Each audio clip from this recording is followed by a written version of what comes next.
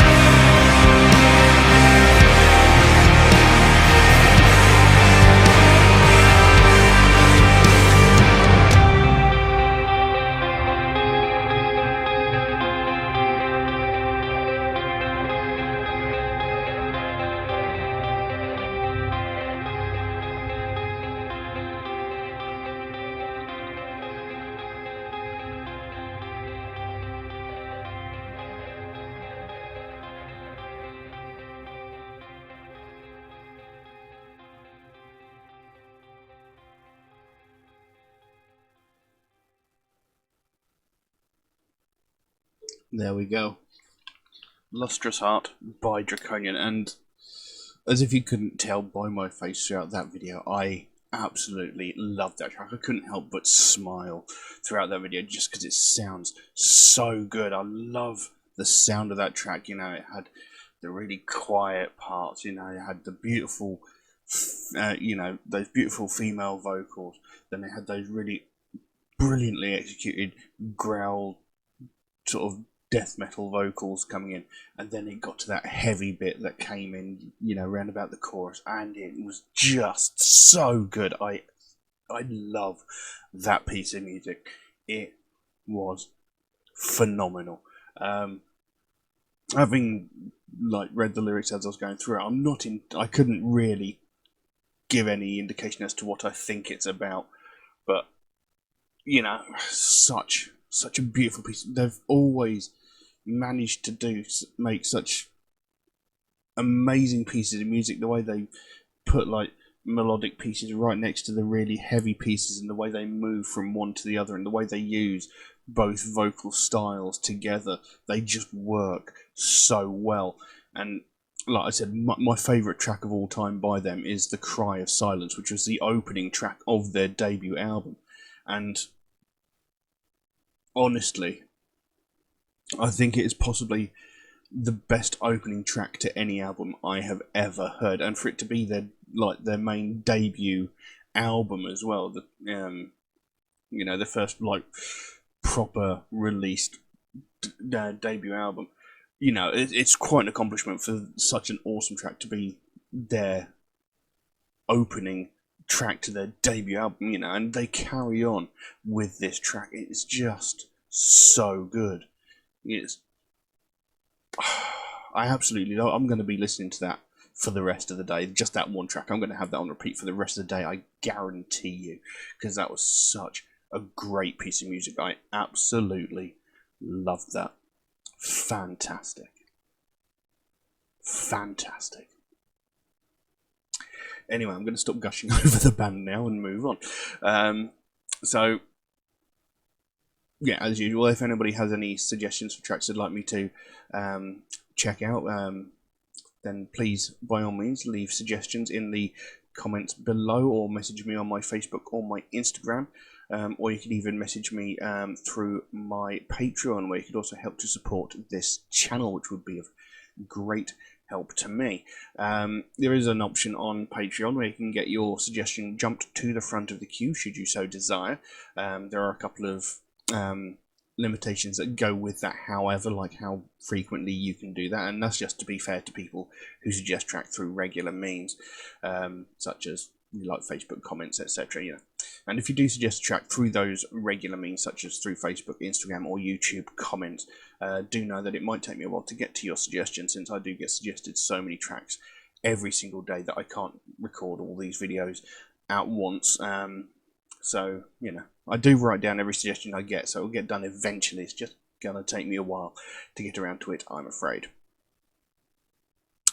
Also, Metalhead Reacts is a proud supporter of the Sophie Lancaster Foundation, a British-based charity whose main goal is to put an end to hate crimes, mainly those that are aimed towards people of the alternative culture. And it's something I believe in very, very strongly, because it's something I've had to deal with for most of my life. So have many of my family members, many of my friends have had to deal with this, and it's a very real problem that doesn't get the attention it needs. You know, every day all around the world, hundreds of thousands of people of the alternative culture are being violently attacked just purely because of the fact that they listen to alternative music or wear alternative fashion.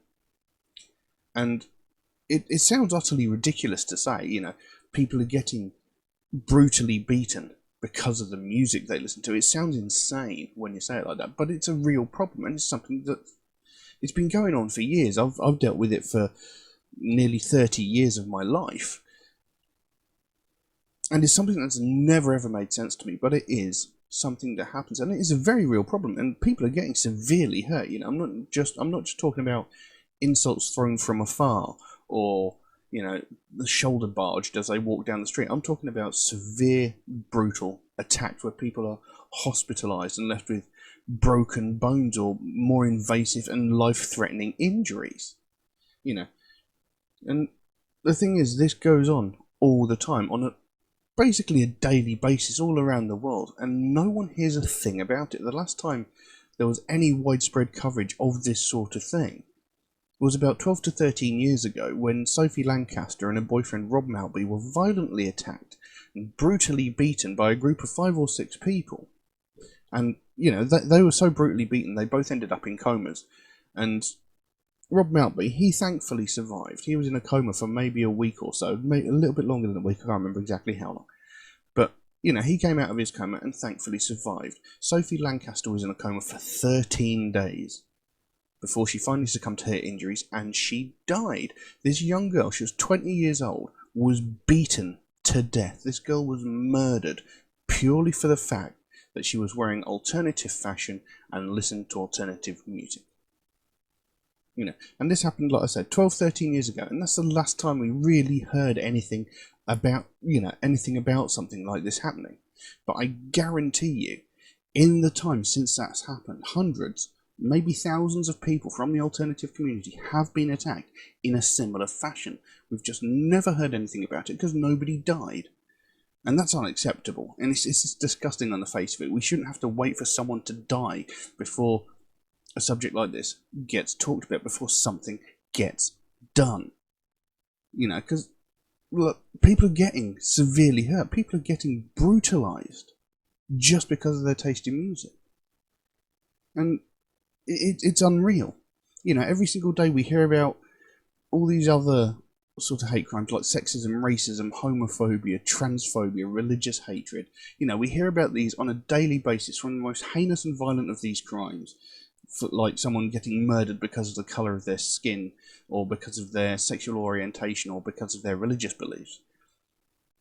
And down to the most pathetic of these crimes, where entitled white women are calling the police because a family of colour are having a picnic in a public area.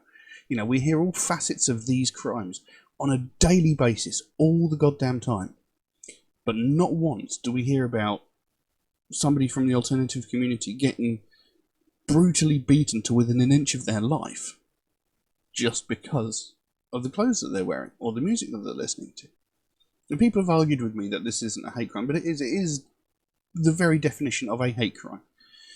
A hate crime is attacking someone because you hate a certain aspect about them, whether it is the colour of their skin, or their religion, or their sexual identity, or their taste in music and clothing. If you're attacking someone because you hate something about them, that is a hate crime. And this is just going widely ignored, and it needs to change before another situation happens where someone loses their life. Because what happened to Sophie Lancaster, we can't allow what happened to Sophie Lancaster to ever happen again. It's something that should never have happened in the first place. And this is what the Sophie Lancaster Foundation is all about. They want to bring more attention to the fact that this sort of thing is happening. They want to stop what happened to their daughter from ever happening again. They don't want to see another family go through what they went through when they had to watch their daughter slowly die over the course of 2 weeks because of the actions of a group of small-minded idiots who can't handle the fact that not everybody has to like the same thing. Attacking someone because of their taste in music, it's ridiculous. That's like beating someone up because they like How I Met Your Mother instead of Friends. It's pathetic. It makes no sense. And at the end of the day, people are getting severely brutalised. People are potentially losing their lives over a petty disagreement of opinions. And it needs to change. It needs to stop, because it is a very real problem. So if you'd like to find out more about the Sophie Lancaster Foundation, there is a link to their website in the description below. You can go over there, find out what they're working on at the moment, find out what their main goal is, because they can explain it a lot better than I can. And if you can help them out in any way, obviously don't feel obligated to do so, but if you can help them out in any small way, whether it's a small donation through their website or something as simple as one of these Sophie wristbands from their web store, the smallest amount can make the biggest difference. And the sooner we bring more attention to the fact that this is happening, the sooner we can get more people talking about it and, bring more awareness to the fact that this is happening, and the sooner we can help to stamp out prejudice, hatred, and intolerance everywhere. But I'm going to leave that as it is for the time being. Thank you all very, very much for watching. I'll see you again soon. Bye-bye.